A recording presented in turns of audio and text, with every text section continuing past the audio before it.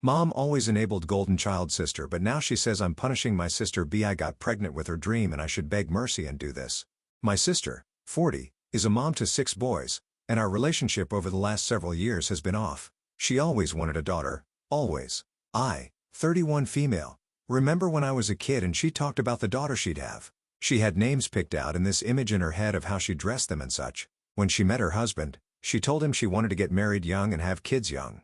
So she had plenty of time to make sure she had at least a few daughters. They had their first when they were 22 and last when they were 34. My sister doesn't believe in having kids past that age. She said she only had kids in her 30s to try to have a girl. She doesn't believe in that.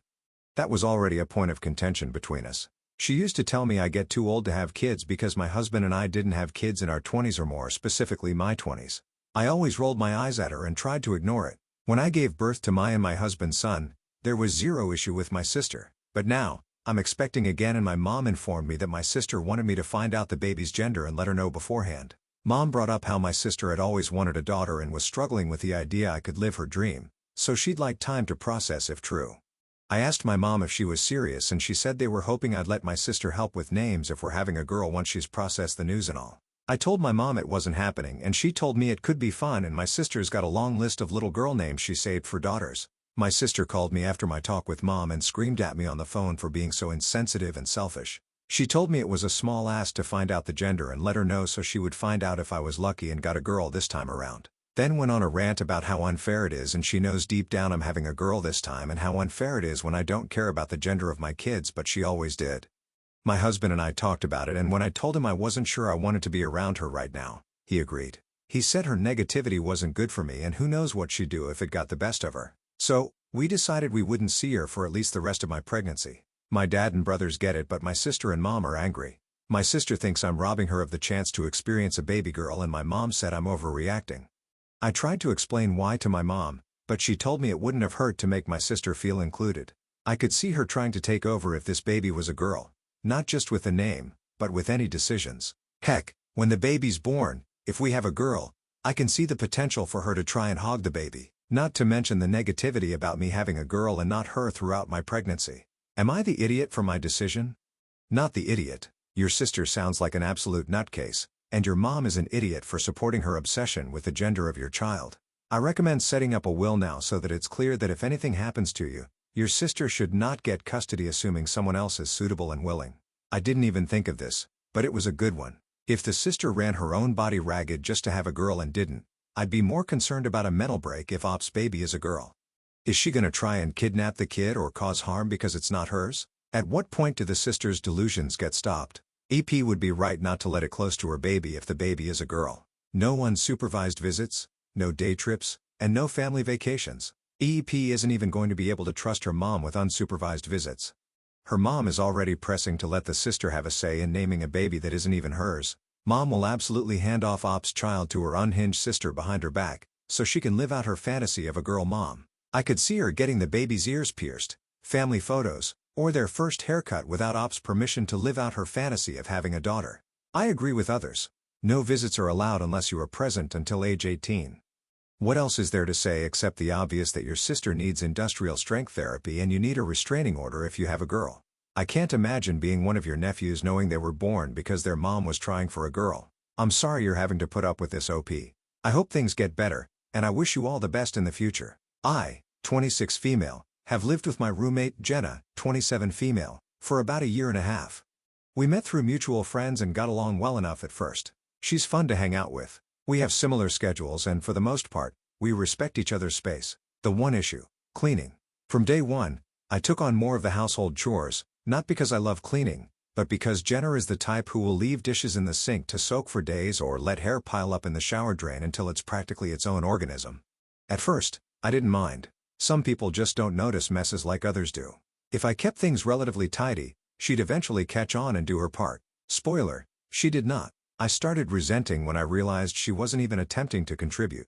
If I didn't sweep the floors, they wouldn't get swept. If I didn't wipe the counters, they'd stay grimy. I brought it up casually a few times, saying things like, "Hey, could you wrap the vacuum today? Or maybe we can trade off on bathroom duty." She'd always say, "Oh, for sure." And then nothing. The real breaking point though was when I overheard her telling our mutual friends that she was the one who keeps the place running. I was in my room and she was on a FaceTime call with some friends, chatting about how exhausting it was to always be the one picking up the slack at home. She even told her mom that she was the only one ensuring the apartment stayed livable. That night, I asked her jokingly if she really thought she did all the cleaning. She laughed and said, "Well, I do my part." I just nodded, deciding then and there that I was done. If she believed she was keeping the place together, she could prove it. So I stopped cleaning completely. Dishes piled up. The bathroom sink became a toothpaste crime scene. Dust bunnies turned into dust wolves. I waited. At first, Jenna didn't seem to notice, but after about a week, she finally commented, "Wow, the place is kind of a mess." I just said, "Yeah, weird, right?" She muttered something about being busy and wiped down one single counter before sighing dramatically and going back to scrolling her phone. Another week passed and I could tell she was getting annoyed. One night, she entered my room and asked, "So are you planning on doing the dishes?" I said, "Oh, I thought you were the one keeping things clean." She got super defensive, saying she does clean in a less obvious way and that I was being petty. I assumed she'd keep doing what she said she'd been doing this whole time. She rolled her eyes and said I was making things uncomfortable for no reason. I don't love living in a dirty apartment, but I refuse to clean up just so she can keep pretending she's the responsible one. But now I'm wondering if I took it too far. Am I the idiot for letting the apartment turn into a disaster just to prove a point? We can all agree that this is petty as heck. That being said, not the idiot. Sometimes you gotta let the chaos reign to expose the system, you know? But real talk? Maybe it's time for a roommate meeting with a chore chart or something, because living in a toothpaste crime scene, isn't it? Exactly? Sometimes, petty is the only language people understand. Jenna had zero issues lying to people about doing all the cleaning, but the second she actually had to step up and prove it, crickets. She didn't just ignore the mess, she expected you to cave first so she could keep coasting. And when you didn't, suddenly you're the bad guy. Classic. Not the idiot. If she wants a clean apartment, she can finally start pulling a damn way. I just start dumping the dishes in a garbage bag and leave crap in her room, including the dirt and dust bunnies, when I clean. That's my level of petty for this as someone in a similar living situation. She will change her tune real freaking quick. I sincerely doubt it. People like her do feel entitled to other people's labor. Why should she, a clearly superior and splendid being, stoop to cleaning when that's obviously the job of a mere peasant, a less splendid creature than her? You cannot reason or talk sense into people like this. Believe me, I've tried. Get another roommate. I'm 42 years old and male. My wife, Brenda, is also 42. We've been married for 3 years. On Saturday, Brenda and I decided to go out for dinner. Since our area has some unseasonable warmth and the restaurant was only a block away, we walked. The problem began when we approached a traffic signal. It was a green light, and as pedestrians, we had the right-of-way. But when I double-checked if it was safe, I saw a woman in a giant SUV slowly making a slow right-hand turn into our crosswalk. She was staring down at her phone, clearly not watching the road. I told Brenda to stop, but she was looking at her phone too, not paying attention. I made the call to physically pull her back as the woman in the SUV turned. Brenda dropped her phone in surprise. For some reason, beyond my understanding, Brenda was furious of me. I explained that the woman in the SUV would have run her over, but she demanded that she had the right-of-way. I asked her if being right is worth getting run over, and Brenda insisted that that was beside the point. This argument put her in a foul mood. I almost just canceled dinner right there, and in retrospect, I should have. Well, we got to the restaurant, sat down, and ordered our entrees. Brenda ordered fish, which was extremely unusual for her as neither of us liked it that much. She then began staring at her phone, refusing to talk to me. When our food came, I immediately began digging in, but Brenda did not. She kept staring at her phone. I told her it was getting cold, to which she responded. About 45 later, I had long finished and Brenda hadn't touched hers. She then looked up from her phone and said, "Here, I don't want this anymore. You have it." She pushed a plate over to me. I told her I was already full, but Brenda was adamant that I had to eat it. I then elaborated that I didn't like fish in the first place, but Brenda said it was my fault she wasn't hungry, so I should eat it. I suggested we take it home, to which she gave some nonsense response about food poisoning and safety.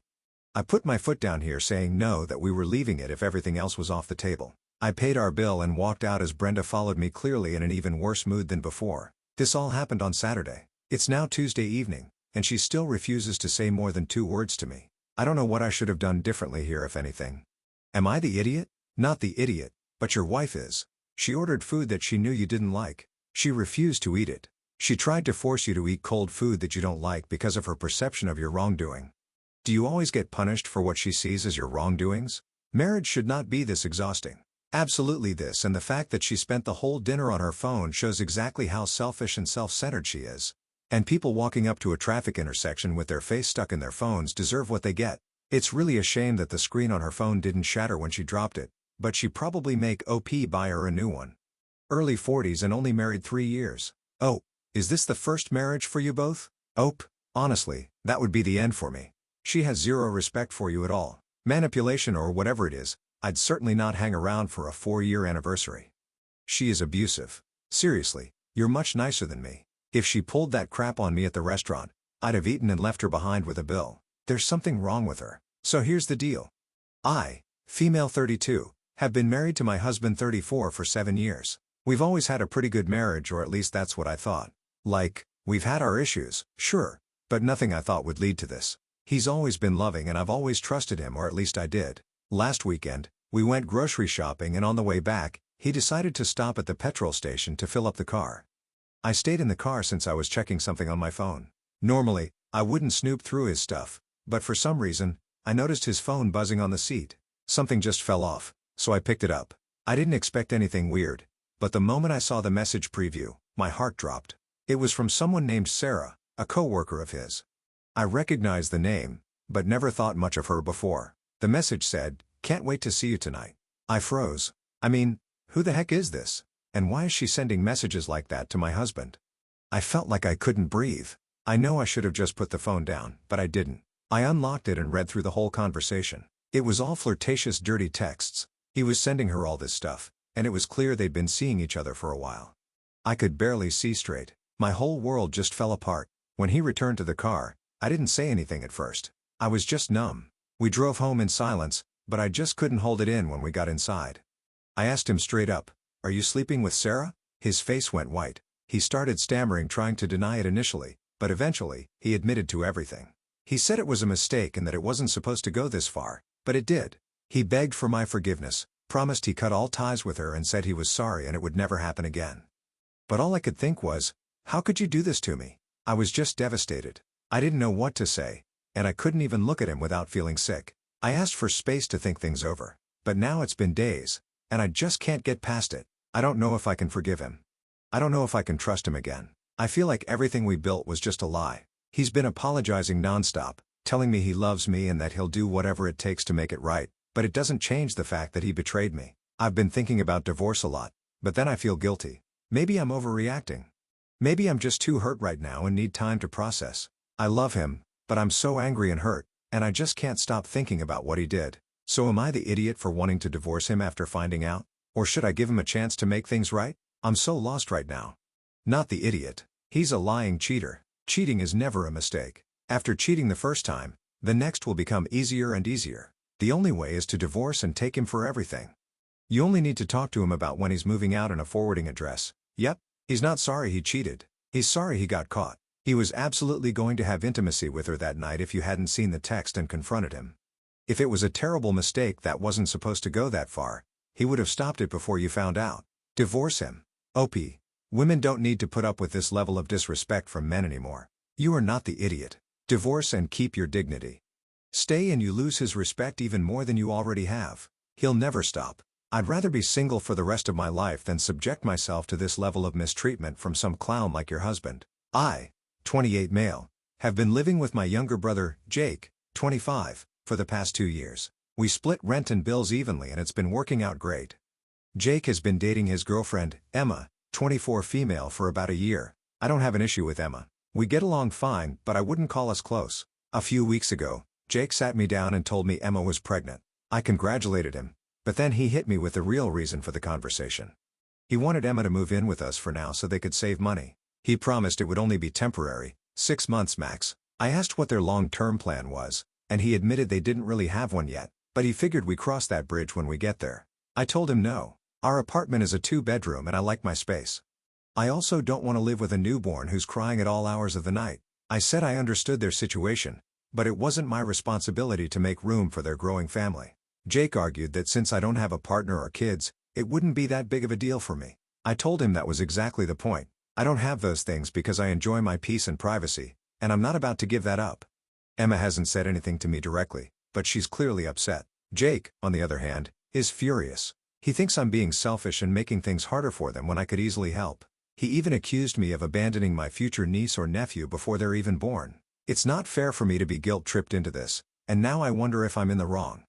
Am I the idiot? Not the idiot. If he's man enough to start a family, he needs to be man enough to provide for them. Don't be guilted or bullied into allowing her to move in. Even before the baby comes, the dynamic will change instantly. Things will never be the same. Stand your ground. It's not going to be temporary, and he knows it. Absolutely right. Why can't Emma stay where she is until they figure things out, or he can move in with her if she has a place with or without roommates? Or shocking, I know, why can't they go find a place of their own? A one-bedroom between two people would cost about the same as a two-bedroom between two people. Why involve OP at all? It seems unnecessary, and the long term is not easier for them. Moving with a baby sucks. They need to do it now and leave OP alone, as this is not his issue to help them fix. Their solution is just ridiculous. The only reason that comes to mind is Jake and Emma want OP to continue to half versus 1/3, which means they would come out ahead at OP's expense. Nope, don't do it. Not only do you not want this, but it is really not necessary, even short term. Have you checked your lease? So make sure you look into your guests clause. My lease specifically states no overnight guests. My landlord made an exception for my sibling and his SO during a bad flood season, but only because he was asked ahead of time, and we were fully expecting a no for an answer. Your brother may want to move his girlfriend in, but that doesn't mean he can move her in.